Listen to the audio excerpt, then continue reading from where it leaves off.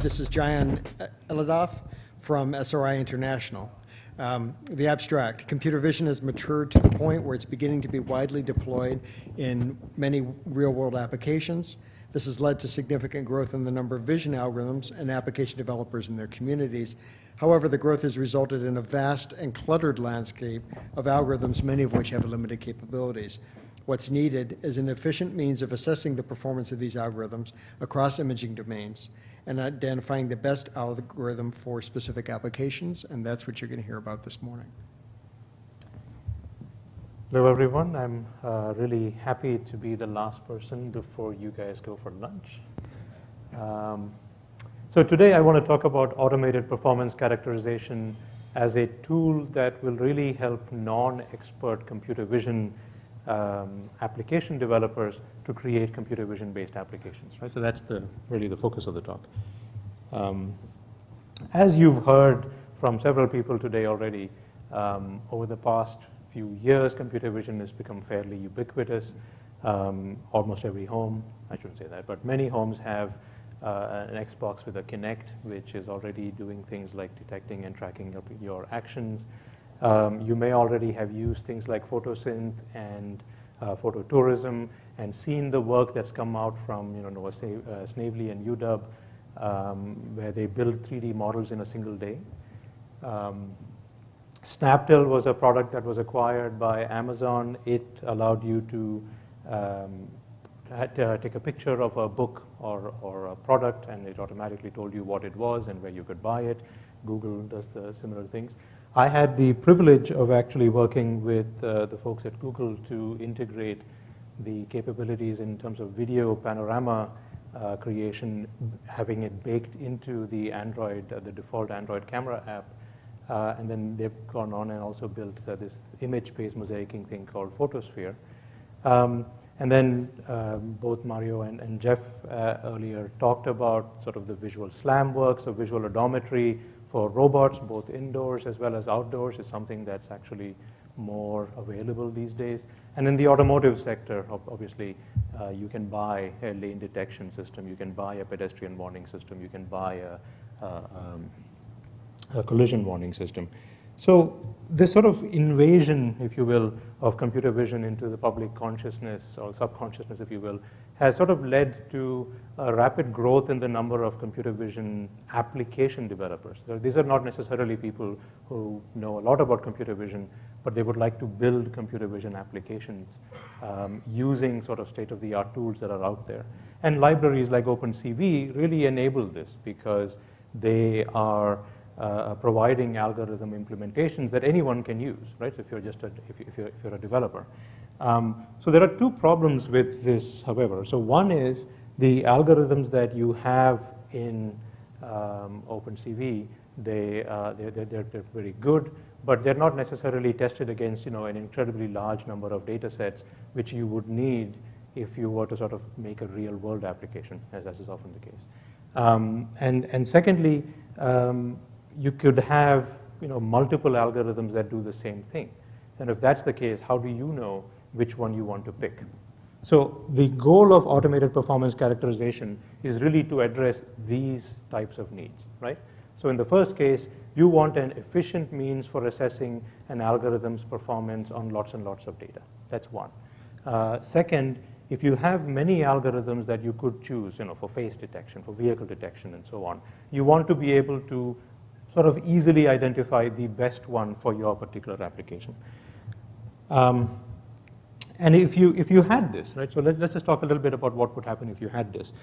So this next statement is going to be controversial, and I just want to say I didn't say it, so it's in quotes. And that is this statement, right? So you have a problem today, right? So every computer vision researcher, I believe it, but I didn't say it.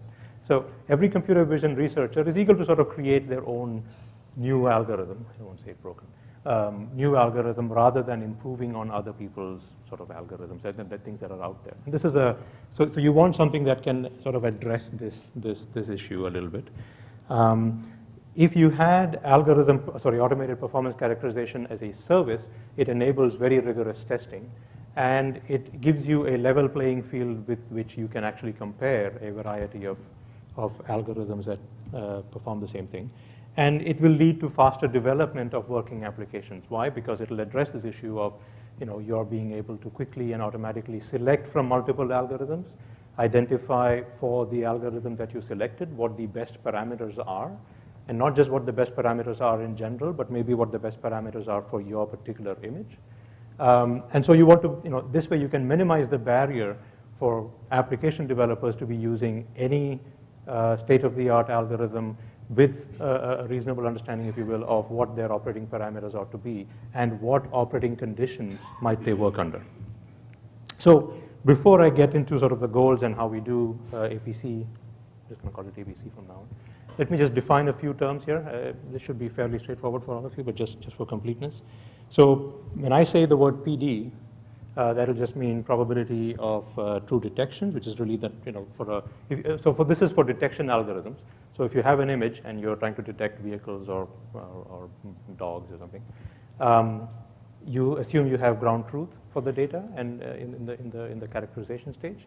And so the number of true detections over the number of ground truth detections is your PD. The probability of false alarms we are defining as the number of detections minus the number of true detections divided by the total number of detections. So there are multiple ways of doing this, but this one will work just as well. I'll talk a little bit about algorithm parameter space. By that, I pretty much mean what the parameters are that you can change for your algorithm and the ranges over which they can be varied that are useful for the algorithm's performance. So in the case of the fairly well-known now Xiangxin Zhu and Deva Ramanan algorithm for face detection, pose estimation, and landmark estimation, the input parameters are really a threshold that's applied to the classifier's output, what the non-maximal suppression threshold ought to be, and then which model you're going to use. Right? So that's the example of the parameters I'm talking about. We will also have probability distributions, and the reasons, so why is this useful? Every detector algorithm will produce a score that tells you something about how confident it is about that particular detection. You want to be able to know how reliably can I use that score to say that something is a true detection or a true or a false positive. Okay, and so we'll sort of formalize that with these distributions that tell you how to do that, and not only just based on whether it's a true detection or a false positive, but also whether it's conditioned on some operating condition like the size of the image or certain characteristics of the image that are important for the one that you've provided. So our goal then, we will create these probability of detection and false alarm plots for every algorithm on multiple data sets. You will have the distributions for them. You want to be able to determine what algorithm you can use to maximize the performance. And then you want to be able to predict the performance of an algorithm without actually running it. So if you had a new image, you'd like to tell this service, here's my image, tell me of these algorithms, which one is likely to work the best given this image, right? So those are the three things that we're trying to build here. So we've built a system that sort of attempts to go through all of these. And I'll address the sort of the first two things in a little diagram, in a little demo, if you will, that I show you. But essentially, you should think of the top layer is really all the reference data sets that you can have. And we've ingested a lot of the public data sets into our little cluster of computers so that we have many, many reference data sets we can work with. And from what Clark said just earlier, you can even have even more. If you skip the middle two layers, you could go to just the algorithms, and you could take every algorithm, you could look at all of its parameters and all of its ranges. You could do an entire scan of those parameters and their ranges. And then check the performance of that algorithm against the ground truth reference data set. So this is something that we do today. And then based on that, for every algorithm, you can actually produce a performance database to which you can provide an API that you can provide to someone. I think this is a very useful thing to do, and we'll show you what we get from that. But one of the things to add to it is that this type of an approach will lead to what typically is known in the computer vision community as dataset bias. So you know how well your algorithm works on one particular dataset. So in order to be able to sort of generalize that even further, what we've been doing is extracting a bunch of features that represent characteristics of images across multiple data sets, hence the arrows from multiple data sets to the features, and then cluster the images across these data sets based on those features and build cluster-specific performance models, right? And so we'll show you how that works as well briefly. So what I want to do right now, if I could, is show you a little example, and just to make sure I don't run out of time here. So this is sort of the web page that we have, where you can actually start jobs. You can look at how previous jobs were conducted. Essentially, all of this runs in a large-scale cluster, if you will. We use Hadoop and HBase because a lot of these operations are repeated operations. So we just set things up, and on multiple data sets, 1 to n algorithms, we specify all the parameter ranges, and we just say go, and then you wait for a while. In this particular case, we tested, or we evaluated the PitPat face detection algorithm. PitPat is a fairly well-known algorithm that is now part of the sort of Google ecosystem, if you will. It's the paper from CVPR in 2004 from Schneiderman. The image set that we tested was the fairly popular labeled faces in the wild data set. What you're seeing here is the amount of time it took to complete this characterization step with. So these are the input parameters without necessarily going into all of them. What you'll see is we evaluated a variety of detection thresholds and search pruning parameters, used the default in many of the others. And then essentially what you get at the end of that first step is a plot that is the probability of detection, I guess you can't see it, probability of detection axis on the y-axis, and the probability of false alarm on the x-axis, where each point that you see here is an entire parameter set. So you take all the input parameters that you have over here in this set, you take one instance of that, and that is actually one of these dots that you see over here. And essentially what you are saying is, okay, so if I wanted a particular degree of performance, I wanted, let's say, something along these probability of detection and the probability of false alarm, which is in the 70%, and allowing some amount of false alarm there. This is hopefully connected to the net, so it will, yeah. So what it then gives you are these distributions that allow you to determine. Along the x-axis is the confidence that is output by the algorithm.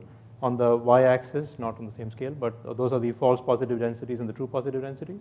And essentially, what you can do is you can choose the threshold for your algorithm to say, if I get this type of confidence with a certain degree of reliability on very, very data sets, these are the parameters you ought to be picking for that output, so that you are confident whether your detection is a true positive or a false positive, and you know where you have sort of doubts in the middle, right? So if once you have that, I think that's a good first step. Just to give you sort of a sense, this is the list of the data sets that we've evaluated and some of the algorithms. We compared even multiple face detection algorithms, so you can determine which one to use on particular data sets and so on. I'm not going to dwell too much on this. But one of the things you quickly realize is that, and this should be fairly obvious, in the previous case, I wasn't characterizing performance necessarily based on the content of the image. It was a global comparison against various data sets. So algorithm performance, however, changes obviously as a function of what's in the image, or what the characteristics are. And so you can either get at characteristics from prior knowledge, that what the size of your bounding boxes are, or you can extract them such that you can take all these images that you have and cluster them or group them into various categories that may or may not have semantic meaning, okay? And so if you can characterize them based on image content, what we did then was we took a lot of the data that we had, and we extracted certain we extracted features on all of them. In our case, we used 3 of them. We used the GIST descriptor, which, as many of you probably know, is just a simple holistic understanding of the edge orientations in a 3x3 grid on the image. The color descriptor, which is simply about a bag of color histograms computed from various image patches. And then scene attributes is an interesting piece of work from the folks at Brown University, from James Hayes, where essentially what they did was they have a database called the Sun database. They took that data, they crowdsourced it to identify what people think are the attributes that are in that data set. And then they trained 102 classifiers to go and automatically identify those attributes from that set. What we do is we take this 102 set of classifiers and essentially use that as a feature vector in order to determine which one is more likely to be in, which attribute is more likely to be in this image. And here are some examples. So with the GIST descriptor on a data set that we have from the Pascal data set, what you'll notice is that the top left is really things that have a nice horizontal structure, since that's what it's capturing. It's capturing edge orientations. The third one or the second one and the third one from the left are capturing sort of more vertical structure because they have more people in them. So that's what that's sort of giving you. So these clusters don't have to have meaning, but what they do is actually in a uniform fashion allow various data sets to be clustered into these components, effectively creating new, more homogeneous data sets, at least homogeneous in feature space. Here is a description of the same thing with color, and this is what we ended up getting with the scene attributes. You'll notice that everything on the top left has more sky attribute, being very high. The second one actually has more greenery and open space attributes being high, and that's why those are clustered together. So we then applied this to our face data set, which is a local one that we captured sort of on the fly from Google. It has about 4,500 images or so. What you're seeing here are PD and PFA plots, where each colored plot over here essentially represents performance on a particular cluster. So instead of looking at it from the global image data set, we are looking at these individual clusters and showing performance on each one. And you'll notice that in the simplest case, which is sort of a natural cluster over here of all the sort of frontal faces, mostly frontal faces and just a single person in the scene, this particular algorithm, the face and pose and landmark detector from Zhu and Ramanan, performs its best results even at, it achieves 90% without any false alarm before it tapers off a little bit. And then when the scene gets more and more complicated, you can actually see how the performance drops. And so this information is available to you to say, if I have now an image that I'm interested in, what cluster does it fit into without actually evaluating the whole algorithm, and then say, okay, therefore the likely performance of the algorithm that I have is going to be along that particular ROC curve, and then you can pick your parameters from that set.